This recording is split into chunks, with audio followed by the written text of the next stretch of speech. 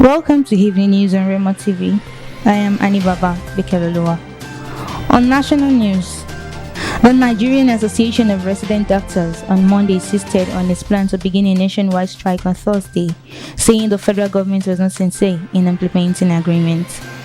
The first vice president of the NARD, Dr. Arumi Adejo, who spoke on behalf of the president of the association, Dr. Uyilawa Okwahe Sui, in an interview in Abuja, said government failed to implement an agreement it reached with the doctors at a meeting held 3 weeks ago. The NAD first vice president stated this at the Minister of State for Labor and Employment, Festus Keyamo, urged the association to put on hold its planned indefinite strike. He said the planned industrial action was deemed apprehended once negotiation had been opened with the union. But while the federal government was trying to convince the doctors not to go on strike, the presidency said the president, Major General Muhammadu Buhari, would travel to London on Tuesday for medical treatment. Recall the NAD on March 18 said that families of frontline doctors who died of COVID-19 had been abandoned by the federal government. On Sunday, the NAD called on its members to commence what it called a total and indefinite strike on April 1st by 8 a.m. if the federal government refused to accede to its demands. Still on national news, the Nigeria Football Federation has announced that Super Eagles player Alex Iwobi has tested negative for COVID-19. It had earlier been reported that officials of the Super Eagles team questioned Iwobi's COVID-19 positive test result that forced the Everton FC man to miss Nigeria's African Cup of Nations qualifier against the Benin Republic last Saturday. He was replaced by Galatasaray's Henry Onyekuru in the game that ended 1-0 in favor of the Eagles. The test results also meant that the 24-year-old, who immediately went into isolation, may not feature in the team's game against Lesotho, which will be played at the Teslim Balogun Stadium in Lagos on Tuesday, which is today. On international news, police have warned people to stick to coronavirus rules after large crowds were seen brawling and drinking in a city park on the day restrictions eased. Videos shared on social media showed some hugging and others pushing and shoving at Nottingham Arboretum. One local resident described the scenes as horrendous. Extra police patrols have been planned to prevent similar scenes over the next few days.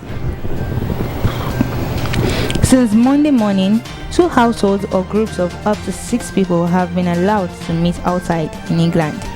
The most recent figures show Nottingham had the coronavirus infection rate of 74.5 per 100,000 people in the week up to 21 March, higher than the national average. For a period in October, the city also had the highest infection rate in the UK. On sports news, top jockeys including Frankie Dettori, Hollie Doyle and Oisin have been signed up for the new Racing League competition, which launches this summer. Former champion riders Jeremy Spencer, Paul Hanagan and Jim Crowley are among others who will take part. David Egan, winner of big races in Dubai and Saudi Arabia recently on Mishriff, will be in a team for Irish trainers Joseph and Donnacha O'Brien. The new televised series will guarantee €2 million in prize money. Racing in team colors, the sides will each consist of 2 to 4 trainers working together, 3 jockeys, stable staff and a squad of 30 horses. They will compete across 32 12-runner handicap races worth at least €50,000 each, with horses rated 0 to 90 and run over distances between 5 and 12 furlongs. It's great that the racing industry has decided to try something a bit different, said jockey Hila Turner. I know the rookies and the trainers are all really excited. I think it will help to capture a non-racing audience. Lastly, on entertainment news, popular culture is generally associated with youth, but a new Netflix series that has a 49-year-old female lead fighting the ravages of middle age is being hailed for putting the spotlight on women's lifelong battle with their own bodies. In one scene of Bombay Begums, Rani, played by Bollywood star turned filmmaker Pooja Bhatt, abruptly walked out of a board meeting. While her colleagues try to figure out why, the camera finds her in the bathroom, splashing cold water in her face, trying to dry her armpit under the hand dryer.